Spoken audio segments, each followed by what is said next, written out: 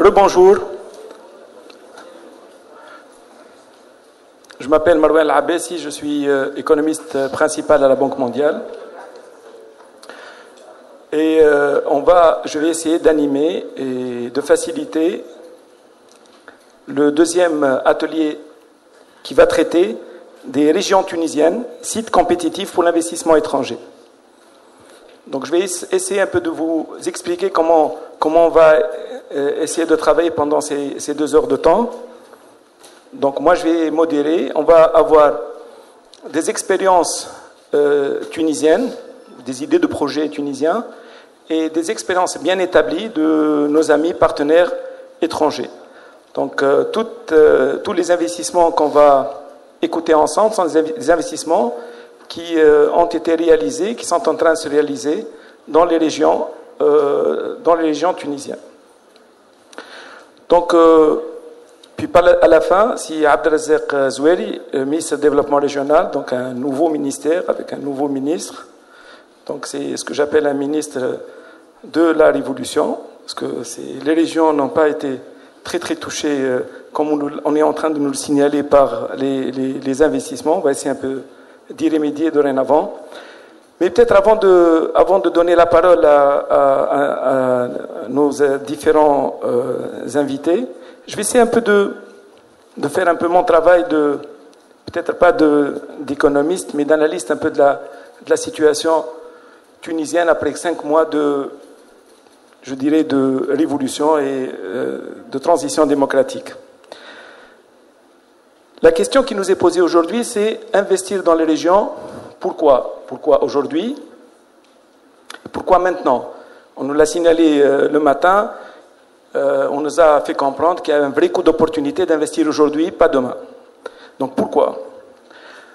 Premier essai de réponse, c'est parce que la révolution tunisienne est partie de ces régions, et en particulier des régions de l'intérieur. Donc ça, c'est une première réponse. Donc, pour les investisseurs internationaux, être au cœur de cette transition démocratique en Tunisie est un atout important pour la suite en Tunisie et ailleurs. Nous soutenir aujourd'hui, c'est soutenir une démocratie au monde arabe et peut-être une première démocratie au monde arabe. Donc c'est même sur le plan marketing extrêmement intéressant pour la suite. Deuxième idée, c'est être citoyen du monde aussi. Soutenir la révolution en Tunisie, soutenir cette transition démocratique, c'est investir, c'est ce que j'appelle un investissement utile, mais aussi un investissement rentable. Et surtout, investir dans les régions. Donc ça, c'est un investissement qui est à la fois utile et rentable et bien sûr citoyen. La deuxième réponse pourquoi investir en Tunisie, c'est que quand on a analysé les statistiques disponibles au niveau des régions, on a remarqué que les indicateurs les plus défavorisés viennent des régions, que ce soit celui du taux de chômage, que ce soit les indicateurs socio-économiques et même les indicateurs liés à l'accès à tout, à l'accès à l'information, à l'accès à l'Internet, à l'accès aux besoins primaires, etc. Et donc, c'est très important aujourd'hui d'investir dans ces régions pour parer à cette disparité régionale, et si Abdelrazak va vous en parler. Mais les 2 indicateurs qui sont actuellement les plus visibles, c'est celui du chômage, du taux de chômage, et celui du chômage des diplômés de l'enseignement supérieur. Si on regarde les statistiques régionales, c'est là où les statistiques sont les plus élevées. Troisième idée que je voulais discuter avec vous, c'est que malgré toutes les incitations, l'ancien régime accordait énormément d'incitations au développement régional, au capital investissement dans les régions, etc. Mais malgré toutes le code des incitations à l'investissement est extrêmement intéressant pour les régions, mais malgré tout ces, incitations, entre guillemets, sur le papier, l'investissement dans les régions est relativement faible. L'investissement en général en Tunisie, l'investissement privé est très faible par rapport à l'investissement dans d'autres pays de la région. Mais il est d'autant plus faible dans les régions. Donc ça peut s'expliquer Il y a beaucoup d'explications qui ont été faites ces derniers temps, donc je ne viendrai pas. Mais une bonne partie est liée fondamentalement au climat des affaires qui était pas très sain. Alors que, paradoxalement, quand vous visitez les régions, vous trouvez un véritable, je dirais, au niveau des investisseurs, et vous allez le voir tout à l'heure quand on va présenter nos jeunes entrepreneurs, une vraie volonté, une vraie motivation pour l'investissement, pour l'entrepreneuriat. Et pour ce que j'appelle un peu la prise de risque. Parce que moi, j'ai toujours dit que les gens qui sont en train aujourd'hui d'immigrer de manière clandestine, on dit chez nous en arabe al-harraqa ou ce que vous voulez, mais ils prennent un risque fou. Qu'est-ce qu'ils sont en train de mettre en jeu? Leur vie. Donc ces gens-là, ils prennent un risque extraordinaire et nous, on les laisse partir de l'autre côté. C'est nos vrais entrepreneurs, ces gens-là. Ils prennent énormément de risques pour aller travailler, au fait. Donc c'est une question extrêmement importante. Faisons du co-développement, on va les garder ici, profiter un peu de cette, je dirais, pour capter cette énergie pour l'investissement.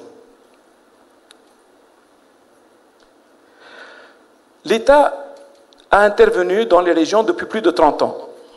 Et elle a investi. Regardez par exemple les régions de Sidi Bouzid, de Kasserine, quand il y a eu une petite volonté politique dans les années 60-70, au niveau des plantations, au niveau de l'adduction d'eau potable, etc. Rappelez-vous des points d'eau à Sidi Bouzid, les puits de surface. Aujourd'hui, 30% des cultures maraîchères qu'on mange à Tunis vient de Sidi Bouzid. Quand on a investi à Rouhiya, on a eu les pommes de Kasserine, etc. Mais le problème, c'est que ça n'a pas été continu, c'était pas durable, c'était pas continu, il n'y a pas eu d'agroalimentaire derrière, il n'y a pas eu d'investissement. Et donc, on a perdu des filières qui auraient pu être des filières extrêmement intéressantes pour le développement de ces pays. Et il y a lieu de les développer maintenant. Donc, le problème, c'est un problème de constance et de durabilité des investissements. Les chaînes de valeur ont été toujours interrompues. Donc, on a toujours eu des chaînes de valeur où il y a eu des interruptions et à un certain moment, il n'y a plus les investissements qu'il faut. C'est pour ça que c'est intéressant d'y revenir et d'investir. Juste maintenant pour nos amis investisseurs à la fois tunisiens et internationaux, les ressources naturelles existent dans ces régions. Vous les connaissez, vous les avez certainement analysées, les capacités d'investissement. Mais ce qui est important, c'est les ressources humaines. Regardez ce qui se passe aujourd'hui à nos frontières. On est en guerre. La Libye est en guerre. Et nous, on est en train d'avoir les externalités négatives de cette guerre. Mais qu'est-ce que vous êtes en train de voir? Plus de 700 000 réfugiés sont arrivés. On a plus de 200 000 Libyens qui vivent avec nous. Et, comme l'a dit Sylbej hier, c'est qui est en train de supporter en premier lieu tous ces réfugiés? C'est les petites familles qui vivent déjà dans des conditions difficiles et qui sont quasiment dans la pauvreté. Ces gens-là sont en train aujourd'hui de gérer ces populations. Donc c'est quelque chose d'extraordinaire, c'est des valeurs qui sont des valeurs d'humanité, de solidarité et de partage. Et de proactivité.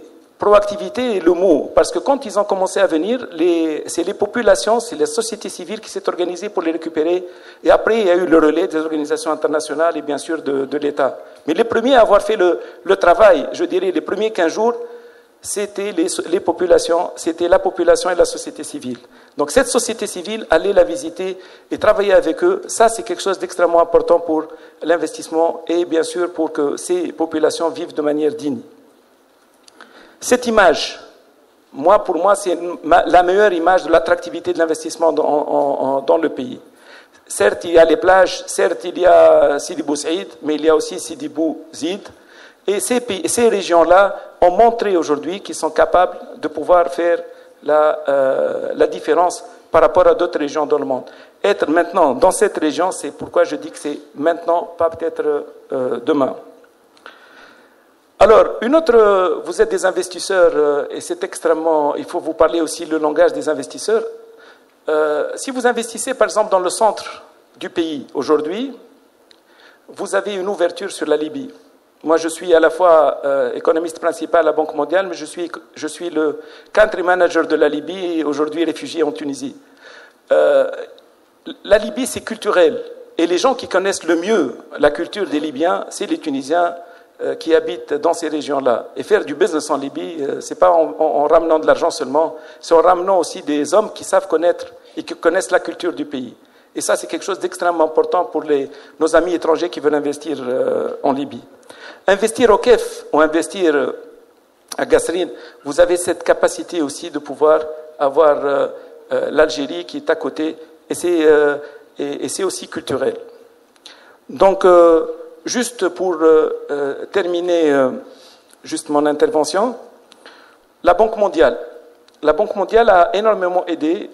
Cette période, je dirais, c'est une période cruciale pour la Tunisie, mais la Banque elle a déjà aidé sur l'appui budgétaire. Mais aussi, il y a parmi nous nos amis de la SFI. Ils ont hier signé un contrat, le premier contrat après le 14 janvier, pour créer le premier hôpital privé tunisien, chose qui était quasiment impossible avant. Ça s'est fait.